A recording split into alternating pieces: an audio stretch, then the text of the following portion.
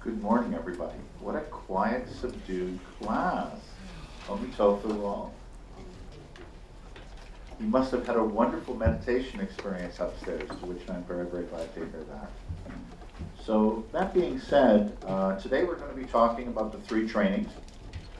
So we've covered a vast number of very insightful topics so far and received a lot of very good knowledge or interpretations of knowledge as far as moving forward. So I think today's topic is very timely and very relevant, and with tremendous amount of assistance from my co-facilitators, from Sheila and from Caroline, as well as insights from a number of you that I've received. I'd like to proceed with today's topic. Now, I apologize, and I understand with Venerable Manyi there were some technical difficulties in getting the handout out early, but I believe that it came out, was it on Thursday or Friday? Thursday. On Friday morning Friday. around 10:30, I believe. Okay, terrific. Well, I hope that everybody got a chance to take a look at it. I decided to take a little bit of a different approach this time, in that quite literally what I have sent as the handout is my presentation for today. So if you've had a chance to take a look at it and contemplate it, I think that that's good. I hope that you'll get another level of thought from my talk today. But also, if you have not read it, please don't try and go through everything as we're talking today. Allow the conversation to flow, the thoughts to flow, the mindfulness to flow, and I trust that at the end of it, I would then urge you to reread the handout and go through it again from a perspective. I think if there's one thing that really kept coming home to me as I was preparing for this and writing this, it was the true interconnectedness and the need to consider these things not as a point by point, be it the three trainings, be it the Four Noble Truths, be it the Noble Eightfold Path, but to truly consider them in their entirety, and that you cannot pick and choose as you would on a buffet as to what you pick up and try to dive in towards. You really do have to try and embody them and work with them and include them all in your life as we move forward. One of my first introductions to the three trainings, quite literally from Venerable Manyi, was her analogy of the stool. And as we look today for the three trainings, quite literally the concept is that they all are necessary to one another to be effective, to be able to work together. That quite literally, as a three-legged stool would be, if you removed one of the legs, that stool is no longer a stool. And I think that that is one of the messages as we go forward. As I was sitting this morning chatting things over, Martin and Greg were here earlier, we started talking to some extent about coming to class, studying the topics that we do. And very often we come in here and we look towards how can we add the Dharma to our lives? How can we add points of the Dharma that we think are relevant that can then help us to lead a happier life, a more stress-free life? And yet ultimately what we really should be considering, I suggest, is the opposite of how do our lives fit into the Dharma itself. How quite literally not picking and choosing from that buffet of the Dharma, but quite literally looking at it and involving ourselves at it from that standpoint. So with the idea of the three trainings all being required to further proceed down the path, with the idea of the interconnectedness of this, I would then just like to proceed along the way. I think, as Jan Taylor often points out, it is amazing in studying the Dharma that Buddha not only told us that enlightenment and nirvana was possible, but quite literally showed us the pathway as to how to achieve this in the Third Noble Truth. But the three trainings, or disciplines, or three studies as they're also known, based upon your interpretation or based upon your translation, it can be named one of a number of things, but it is always consistent on what it brings forward, and that is how to go about approaching the Noble Eightfold Path, and how to go about practicing the Dharma at that point. So with that path in mind, one only needs to follow it, is the thought, but but one needs to do it with a full open eyes, open ears, open heart, and open mind. So you've had your meditation. There's a small quotation I'm going to ask Martin to read, just to set us up for the day with the thought of mindfulness. This is an excerpt from a book that we've actually used in Dharma class before by Thich Nhat Hanh. Thich Nhat Hanh is a Vietnamese master and fairly well known, but I'll just quickly read through this. Sitting and watching our breath is a wonderful practice, but it is not enough. For transformation to take place, we have to practice mindfulness all day long, not just for our meditation cushion. Mindfulness is the Buddha. Just as vegetation is sensitive to sunlight, mental formations are sensitive to mindfulness. Mindfulness is the energy that can embrace and transform all mental formations. Mindfulness helps us leave behind upside-down perceptions and wakes us up to what is happening. When Thich Quang Duc made himself into a human torch, people all over the world had to recognize that Vietnam was a land on fire, and they had to do something about it. When we practice mindfulness, we are in contact with life, and we can offer our love and compassion to lessen the suffering and bring about joy and happiness. Do not lose yourself in the past. Do not lose yourself in the future. Do not get caught up in your anger, worries, or fears. Come back to the present moment and touch life deeply. This is mindfulness. We cannot be mindful of everything at the same time. So we have to choose what we are most interested to be the object of our mindfulness. The blue sky is wonderful, but the beautiful face of a child is also wonderful. What is essential is to be alive and present to all the wonders of life that are available. In many talks, the Buddha spoke about the threefold training of precepts, concentration, and insight. The practice of the precepts, sila, is the practice of right mindfulness. If we don't practice the precepts, we aren't practicing mindfulness. I know some Zen students who think that they can practice meditation without practicing precepts, but that is not correct. The heart of the Buddhist meditation is the practice of mindfulness, and mindfulness is the practice of the precepts. You cannot meditate without practicing the precepts. When we practice mindfulness, we generate the energy of the Buddha within us and all around us, and this is the energy that can save the world. A Buddha is someone who is mindful all day long. We are only part-time Buddhas.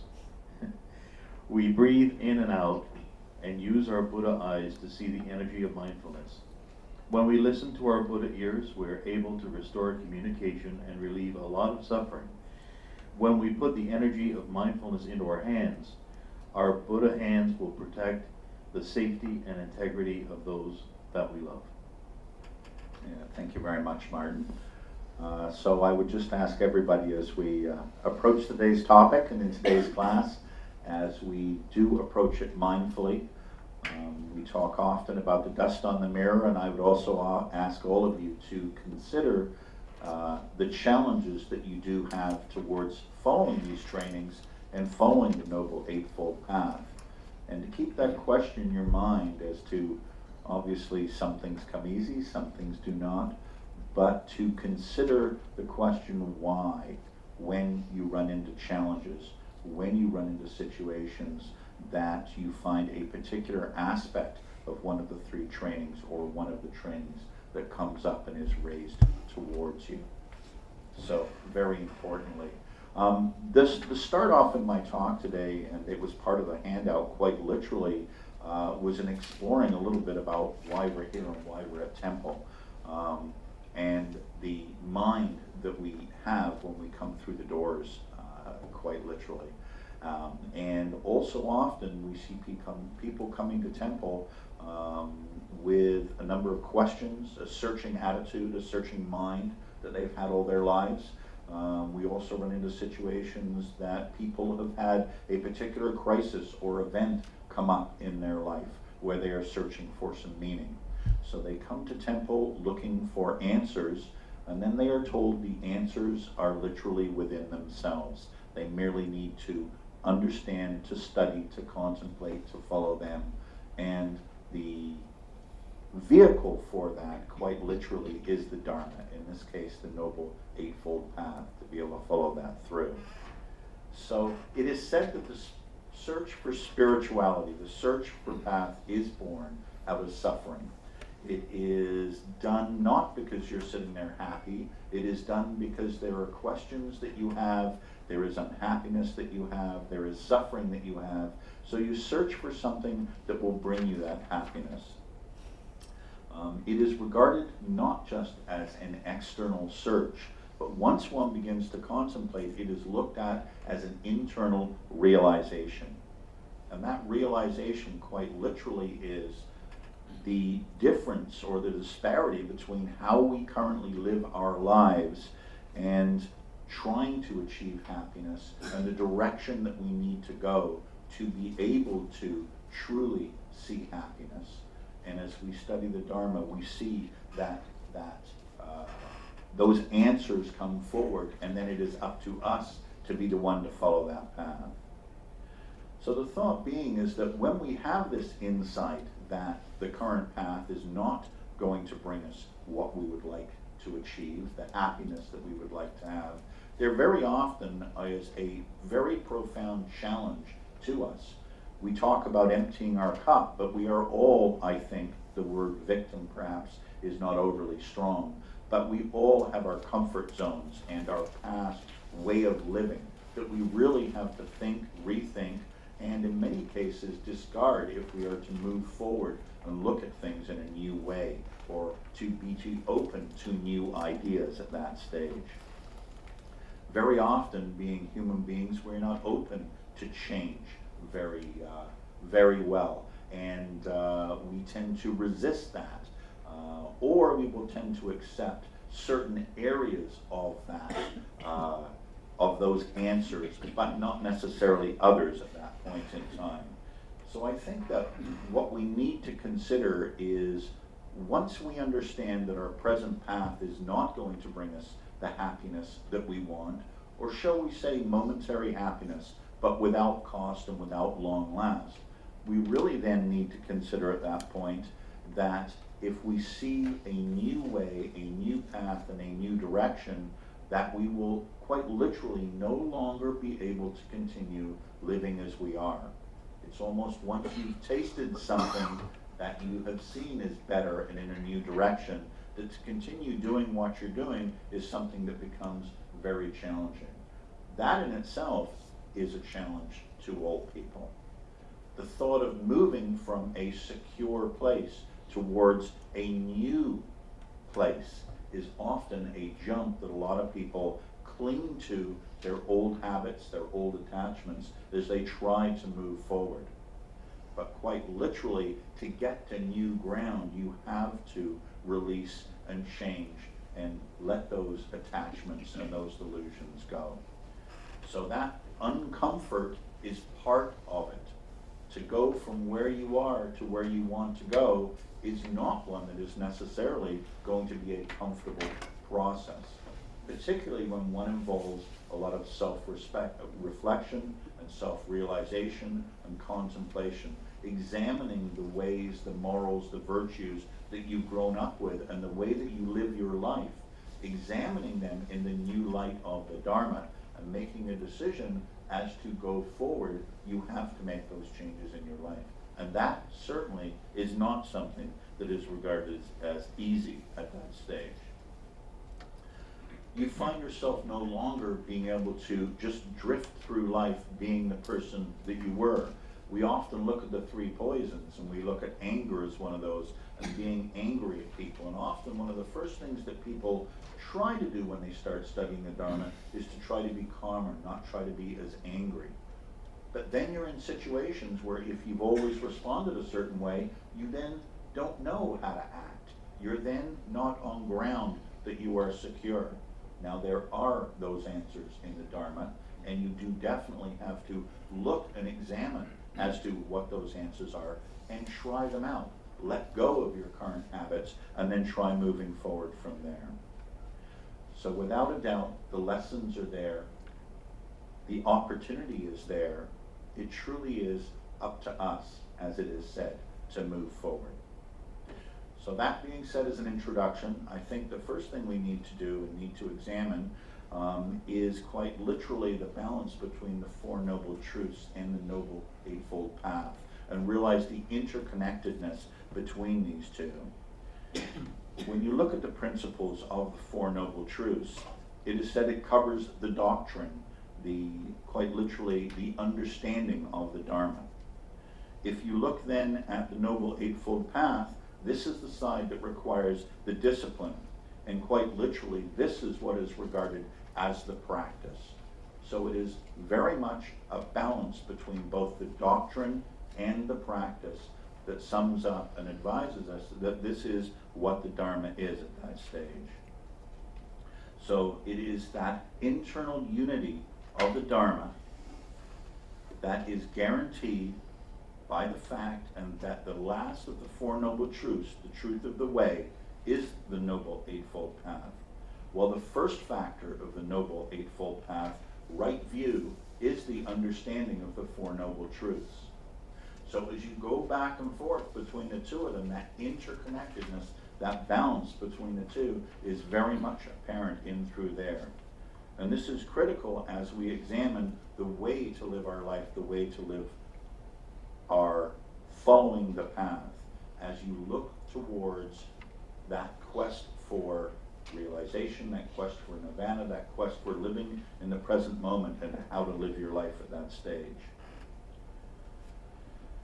So quite literally, the outlet from the suffering that these teachings tell us makes the teaching goal, the liberation from suffering, accessible to all of us through our own experience and through taking on an authentic meaning to each one of us.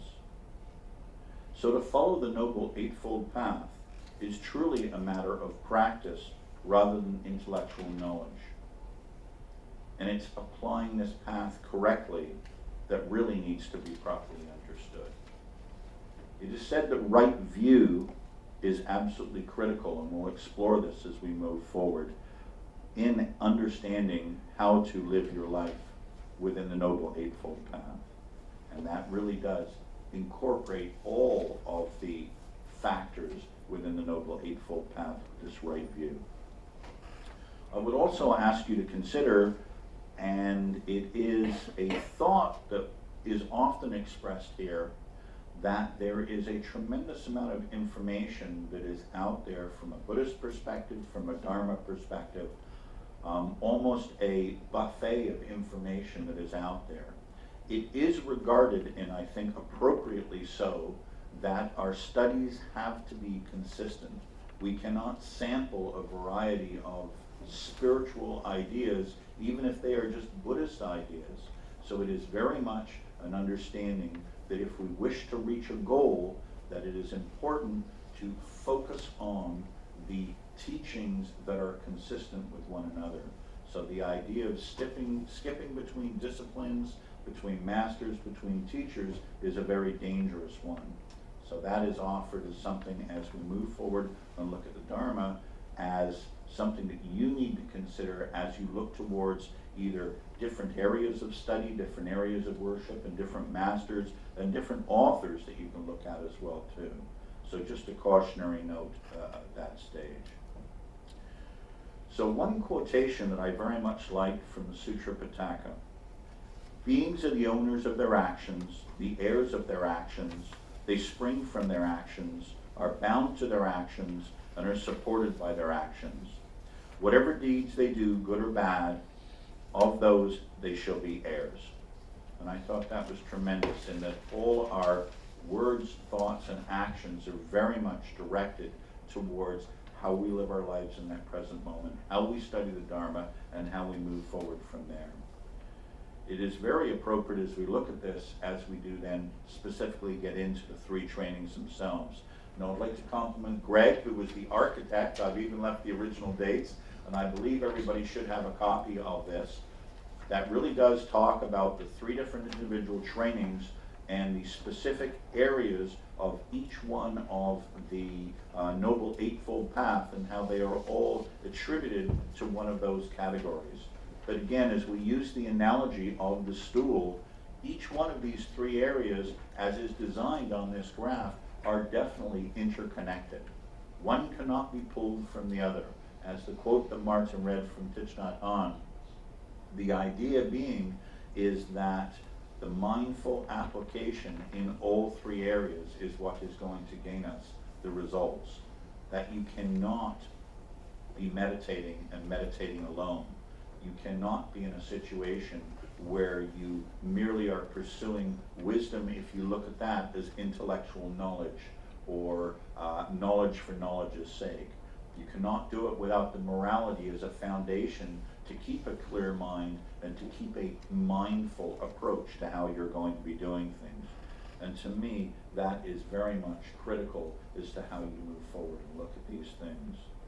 So these three trainings, the morality, the precepts, not doing bad and unwholesome deeds, the concentration or meditation, and again, different words can be used and interchanged, but I think it's quite straightforward to be able to follow them through. The idea of being free from mental defilements, the building of wisdom then is the third, to be enlightened, to be awakened as we move forward. I think we can also look at these three trainings as well too, as we examine the three poisons as well too. And you can, while obviously there is interconnection as well, you can definitely look towards morality as a cure for greed. Meditation is a cure for anger and hatred. Wisdom is a cure for ignorance at that stage. But again too, never one separated from the others, but all together. So the thought being is to free ourselves from suffering fully, we have to eliminate it by the root at that stage. We can't mask it, we can't deny it, we have to be able to truly be able to move forward at that stage. So the Buddha teaches that defilements are stratified in three layers. It does describe in the handout the different layers that it goes, the dormancy that it has. I won't go through each one of those at that stage, but I will ask you to take a look at it in the handout because I do think that it does really review some of the challenges that we do have in moving forward. Stages of manifestation, stages of transgression, laying dormant without activity, surges of unwholesome thoughts, emotions, volitions. So please take a moment to be able to take a look at those. The main reason why I wanted to look at these is within those threefold layings of those defilements, we can indeed then begin to examine the training in moral discipline, restraining unwholesome bodily, verbal activity, preventing defilements from reaching the stage of transgression, the training in concentration, meditation, providing safeguards against the stage of manifestation. It removes already defilements and protects the mind from their continued influx. But even though concentration may be pursued to the depths of absorption, it cannot touch the basic sources of the afflictions, the latent tendencies laying dormant in the mental state. Against these three, concentration is powerless, since to root them out calls for more than just mental calm or that state of mindfulness. And what it calls for is the development of wisdom, the penetrating vision of phenomenon, the fundamental mode of being. The thought being is the interconnection of all three of these is what is critical as we move forward. Now, Buddha calls this way the middle path. And it is indeed the middle path because it stays clear of two extremes. What is regarded in this text as being two misguided attempts to attain release from suffering. And there's a quick description here. The first one is attempt to be pursuing happiness by the craving in sensual desires and the saturation to oneself of trying to reach happiness and end suffering through the sensual desires and the desire realm. And the thought being at that point is that as you very much try to achieve this, that the pleasure derived from these is both short-lived and inferior to the happiness that arises from that pure sense of being, from that knowledge, from not having that guilt, from not exposing yourself towards bodily dangers, to removing yourself from that physical realm above from there. The Buddha describes indulgence in sense pleasures as low, common, worldly, ignoble, and not leading to the goal. And I think as we look towards the grasping and attachment that comes with sensual pleasures, the jealousies, the envies, the impermanent nature of relationships, one can truly say that this is not the long-term path towards that happiness. Now we know that Buddha also tried in his search and his travels as Prince Siddhartha. He attempted to follow an aesthetic role as well too. And there is a description in the handout as to the other path, extreme, that can be followed, and that of following the aesthetic path. The thought being is that that path is one of the body. The thought being is that to deprive the body of sustenance, to deprive the body of any level of normal day-to-day living is one that is not going to allow it to achieve the goal. The thought being it is not about the body, it is about the mind. So from a Buddhist perspective, that middle path is the disregarding of the blind pursuit of sensual pleasures and focusing on the mind and the mindfulness rather than trying to use the body as a vehicle to achieve that happiness. So quite literally, that going approach, these two extreme approaches in Noble Eightfold Path, called the middle way, not because it goes for a compromise, but because it avoids extremes. And it transcends both of them, avoiding the errors that are involved in following those pathways. The 8 factors of the Noble Eightfold Path are not steps to be followed in sequence one after another. They are aptly described as components rather than steps, interconnected like a single cable that requires all the contributions to be a strand of maximum strength. With a certain degree of progress, all 8 factors can be present simultaneously, each one supporting each other. Until that point is reached, some sequence of the unfolding of the path is inevitable. So quite literally, the path is followed one step at a time. It is not a sudden illumination that comes apart. It is not jumping ahead on the path. It is a day-to-day practice in the present moment that advances us down this path. Considered from a standpoint of practical training, the 8 factors can be divided into the 3 groups that we see on the handout in front of us. The moral discipline group, made up of right speech, right action, and right livelihood. The concentration group, made up of right effort, right mindfulness, and right concentration. And the wisdom group, made up of right view and right intention. Since the final goal to which the path leads, liberation from suffering, depends ultimately on uprooting ignorance, the climax of the path must be the training directly opposed to ignorance. This is the training in wisdom, designed to welcome the facility of penetrated understanding which sees things as they really are. Wisdom unfolds by degrees, but even the faintest flashes of insight presuppose as a basis that a mind needs to be concentrated and cleared of disturbance and distraction. Concentration is achieved through the training of the higher consciousness. The second division on the path, which brings the calm and collectedness to develop wisdom. And in order to be unified and concentrated, a check must be placed on unwholesome directions and dispositions which ordinarily dominate the human mind, but in this case must be overcome to be allowed to focus. So this sense of morality, this sense of focus on the precepts. At the very outset of training, it is necessary to retrain and restrain the faculties of action to prevent them from becoming tools of defiance.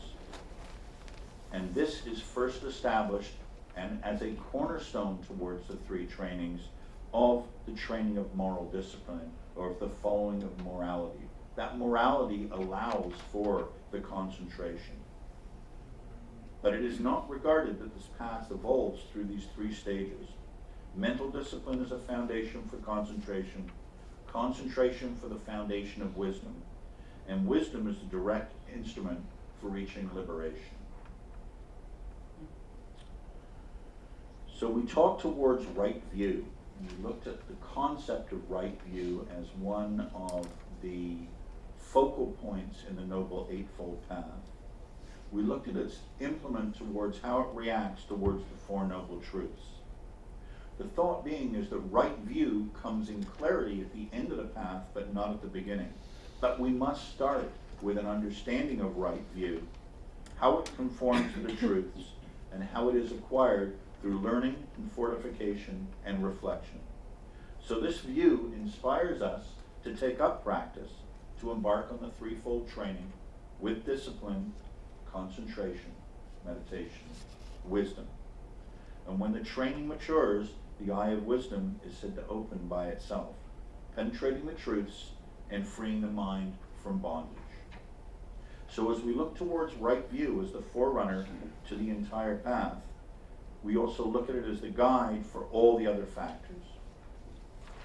So it enables us to understand our starting point, our destination, and to consider the landmarks as we go forward on our path.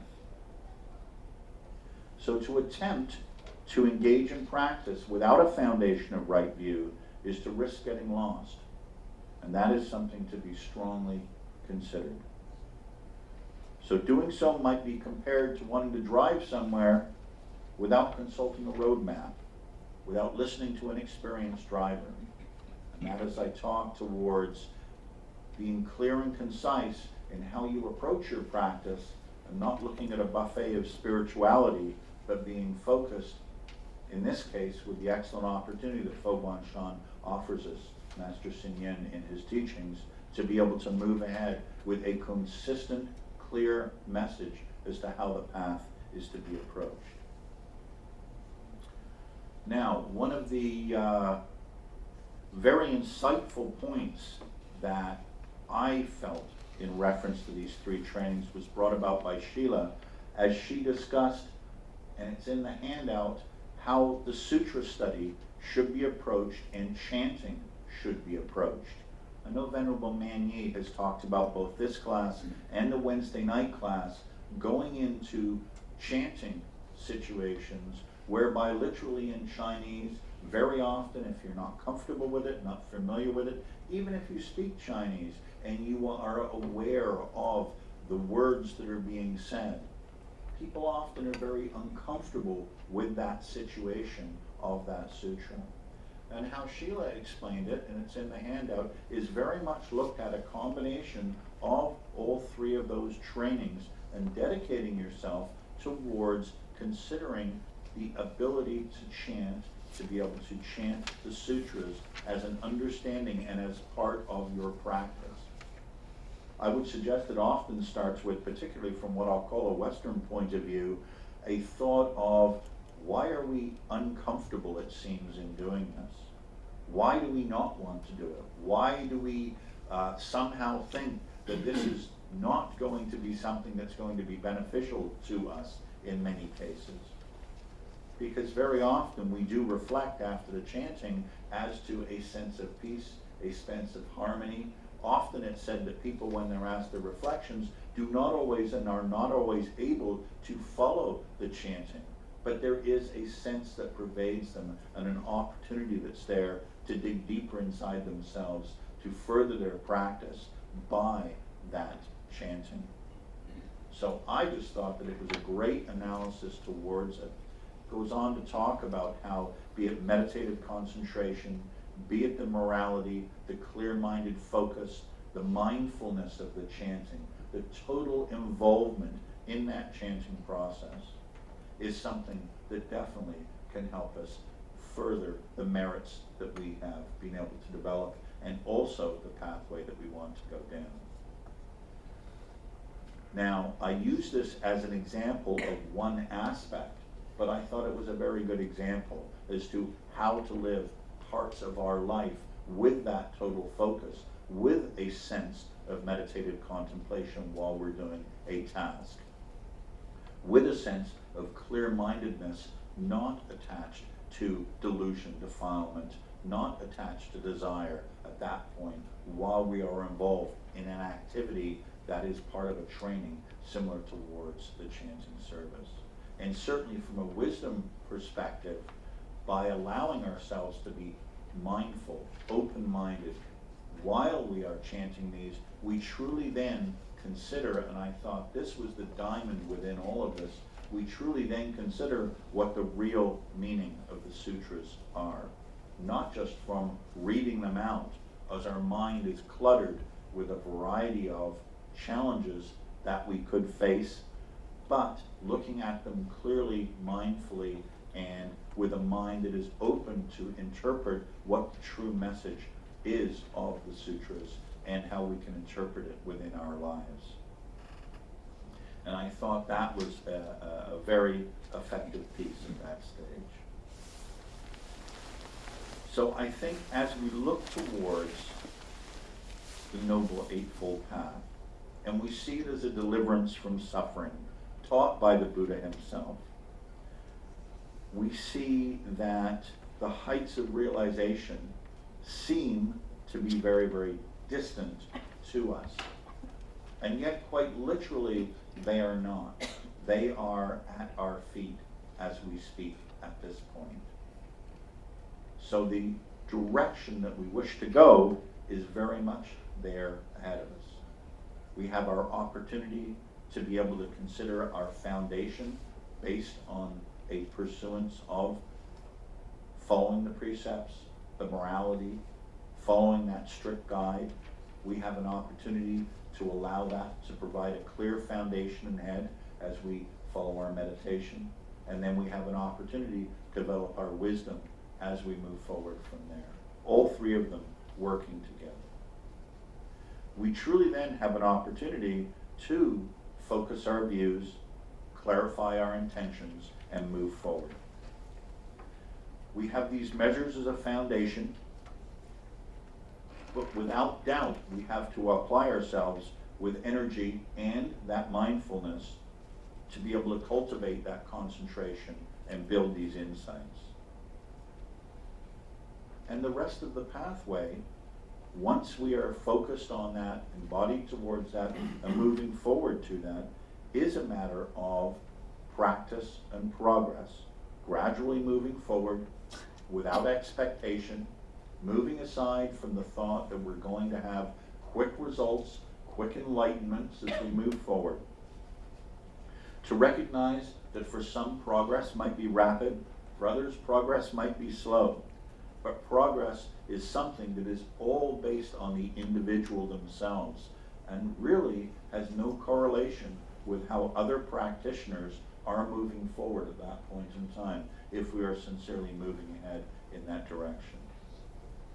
So liberation, regarded as the inevitable path, it is bound to blossom forth when there is steady and persistent practice focusing on these three trainings.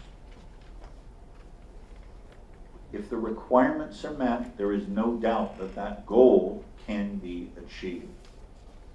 And one of the quotes that I would like to end up with is actually something that Martin reminded me of this morning that was in here, and it is something that I wish I would have put in here, but it is, there are only two requirements for completion of the path, and that is to start and to continue. And that to me really does say it all. That the focus cannot be on the past, the focus cannot be on the future. The focus quite literally is on that present moment and what we are doing in that present moment, and applying to our practice these three trainings in every essence of ourselves as we move forward. So as Venerable Manyi is often very often to be able to bring forward to us, that you can sit and meditate, one can focus in one area or another, but without that consistent practice utilizing these three trainings, you're really never going to get anywhere. Fooling yourself. You're fooling yourself, as fact is said. And I truly do think, I truly do believe that that certainly is very, very correct. The other thing that I just wanted to bring forward, and this was something that Martin had said in one of the classes that he had come up with, and that was your discussion on right effort. Would you mind just taking a moment and going through what you just relayed to me this morning? Actually, Andy and I were talking earlier, and I've just finished teaching 3 classes on the Noble Eightfold Path. I had 2 here on Wednesday nights and 1 in Waterloo. So it's being sort of, as it's called in retreat sometimes, intensive. So, but the one thing that, and Jan Taylor actually and I were speaking of this as well, who's not here today, that right effort in a lot of interpretations and understanding and teachings about the Noble Eightfold Path doesn't fit. Right, we know the right view and right intention. So right view, wisdom against ignorance, and then right intention, applying, you having that wisdom and the intention to use it in your life. How we act in the world as morality, as sila, right speech, right action, right livelihood. And those all seem to fit very well into wisdom and into morality. But then you also have right mindfulness, right concentration. Well, where does effort fit? And in one of Andy's classes, he was talking, I think it was a Wednesday night class, about if we know what the right thing is to do, if we know we should be getting up every morning and meditating, or if we should, not be seeking happiness through obtaining things, then why often do we fall off the path? Why do we make the opposite choice that we know will bring us happiness? And the answer to that, I believe, when I study it, is right effort. And right effort can, as in Greg's handout, if you have it in front of you, is number 6. And it talks about, there's 2 basic sides to it. And the shortest condensed definition of what Buddhism is to abstain from evil, to do good, and to refine the mind. So if you think about it, the right effort, the first 2 are having unwholesome states of mind that have not yet arisen. We try and make sure they don't arise. Secondly, when unwholesome states of mind have arisen, we dispel them, we deal with them. So there we're trying to not do evil. We're saying that we have parts of ourselves that will go along in a way that is not helpful, that is not in concert with the way things really are. And then we have the second, which is do good, to do well, to move forward on the path of wholesomeness. And that is, if we have wholesome but unarisen thoughts, states of mind, to encourage that, to create the conditions where wholesome states of mind and wisdom can blossom. And lastly, where we have wholesome states of mind, compassion, generosity, and equanimity and joy in our lives, that we should support that we should encourage that in our lives. And on each and every other one of the Noble Eightfold Path, this is where we apply the effort. And Andy, that's the answer to the question. Why do we not make and follow through with the right choices in our lives to create happiness for us and those around us? And the answer is, we don't make the effort to do it. We don't apply ourselves. And if you think about it, we have insights all the time. Right? A smoker quits every day. He just keeps on smoking now. Right? We have intentions and insights to teach others with compassion, to be nicer to other people, to be more encouraging, to offer convenience, encouragement, joy. And yet, we don't do them. Okay? So, it's that application. It's actually applying yourself with these 4 right efforts. That to me is the answer to that question.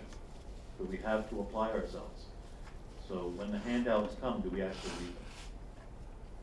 Right? When we have an opportunity to go to a retreat, do we think of that as a priority? Are we actually making the efforts? Yeah, thank you. It's a very challenging thing. I know when I first came to the temple, it was a matter of a thought that things are going pretty good, but there are things that could be a little better. So what can I come in and find out that can make those small changes to complete that? And then what I found was an opportunity to totally reconsider every aspect, every thought, every way of living that I brought into the temple, and hold it up against the Dharma and see if my path that I have been following, if we wish to call that a path, and see if it was going to take me to where I wanted to go. And then quite literally that challenge of moving forward is what we have to ask ourselves. And there are many, many reasons, I won't call them excuses, that be it myself and others use on a daily basis to stop ourselves from going forward with the practice, to stop ourselves from moving ahead. Reasons why we don't meditate on that daily basis.